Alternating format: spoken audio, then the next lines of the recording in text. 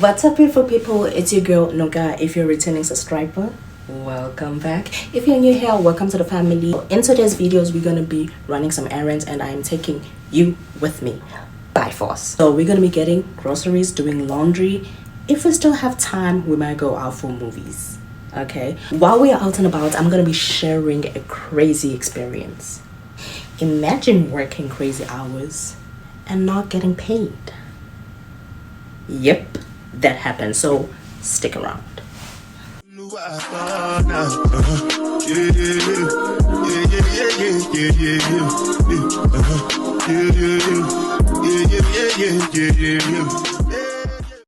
For those of you who doesn't know, I'm a travel CNA, which means I work in different states. I've been here for about a month and some weeks. And what is cool about this facility, they provide on-site accommodations, so no freezing drives for me. But downside, everything else is far. Groceries, laundry, even lunch, it's a solid 25 to 35 minutes of driving for basic stuff. That's really nice. I wasn't a fan of this place at first, but I've adjusted. It's not as bad now. Well, at least that's what I tell myself. So my contract is for 3 months. I don't know if I'm going to extend with them or go to a different state yet. So now let's go to a story of me not getting paid. So here what happened. I was supposed to get paid on Friday, but that Friday came and went, no money on my account. At first I thought, okay, maybe there is a delay. I gave it a couple of hours, then I called the agency. They told me, oh, we are working on it now. Cool.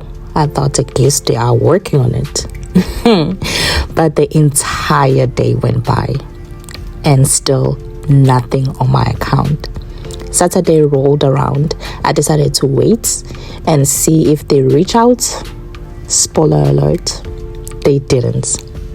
By Sunday, I had enough. I was like, okay, I'm just gonna send them an email and send them a text as well. I did that. So I sent both email and a text saying I still haven't been paid. Do you want to guess what happened? No response. They literally ignored me.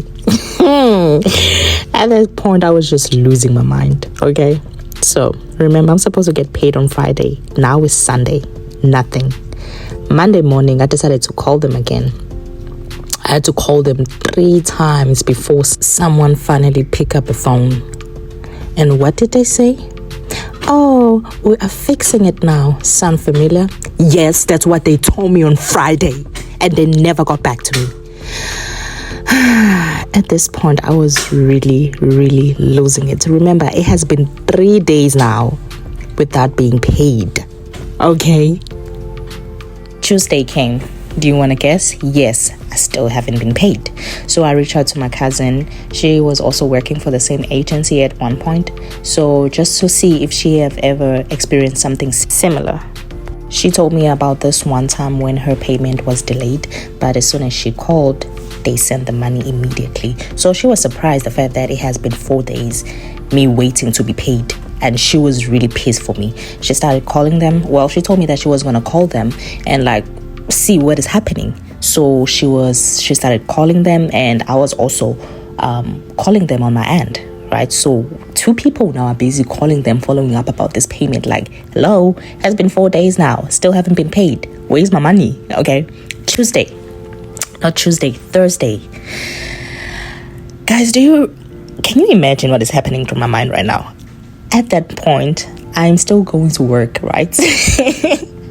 I'm still going to work. I'm waking up, I'm going to work, and I'm just not in the mood to just even be around the resident because I'm just pissed. I'm like, oh, what the heck is happening? So I'm just gonna work, not getting paid. Okay, me and my cousin, we are still calling them people, trying to figure out what is happening, what is causing the delay. That's the thing, they're not even giving me the information like, okay, the reason why you haven't been paid, maybe we're having an issue about this and that. No, nothing. They're not telling me anything. They're just telling me they are fixing it or they are working on it, and then they just keep on lying for me. Anyway, Thursday had enough. I was like, okay, you know what, I'm not gonna keep on doing this. So I had to text the scheduler and tell her to take me off the schedule, because I'm not gonna keep on working without getting paid. This is just ridiculous. The scheduler apologized, and she said if I reach out sooner, they was going to resolve all of this. And she asked me to remind her which agency I'm working through. So within 5 minutes, the money hit my account. So finally, after 6 long days, Friday to Thursday, I got paid. It took them 6 days for them to pay my money. Looking back, I'm really thankful for my cousin, who was calling the people nonstop, and for me for standing up for myself. And honestly, it shouldn't have took them this long to pay my money, because this whole thing was very exhausting, stressful. Like, it was just a lot, because I really didn't understand what was happening, and I wasn't given no information on what was happening. They kept on lying, telling me that, oh, they are working on it. Like, what? One thing I have learned about this whole thing: do your research before you sign up with any agency. Check their reviews, ask other CNAs about their experience. Trust me, I've heard some other horror stories about agencies. So just be careful. Do your research. And I heard a lot of agencies do that. They don't pay people, because one of my co-workers, she had to leave, but her agency was making sure that she get paid. It was the facility on her story. The facility wasn't paying the agency, but the agency always made sure that on her payday they sent her money.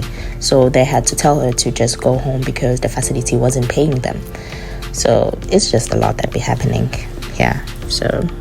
Yeah, that's what I'm gonna tell you. Do your research. If you're planning on doing the traveling CNA, do your research. Make sure you do your research.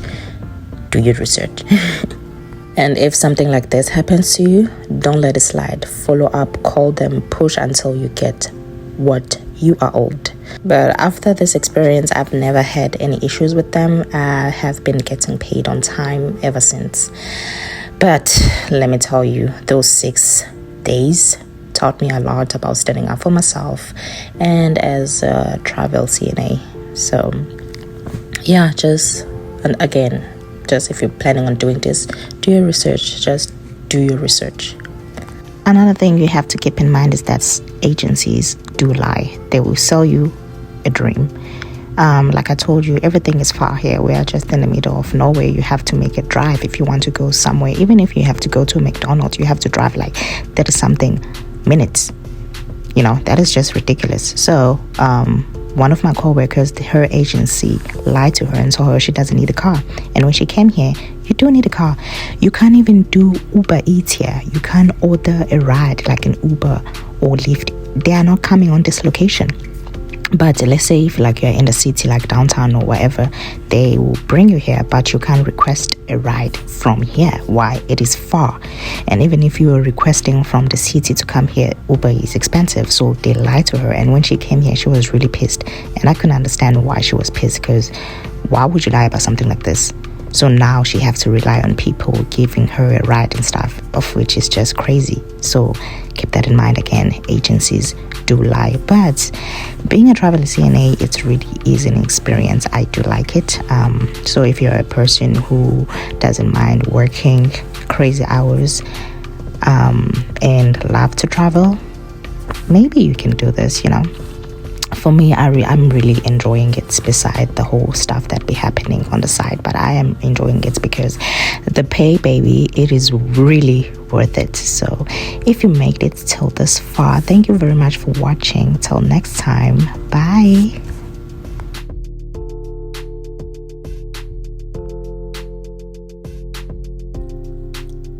I just wasted money.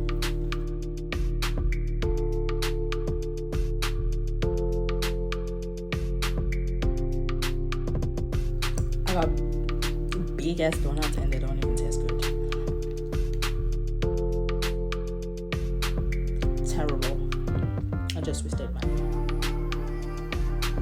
Great.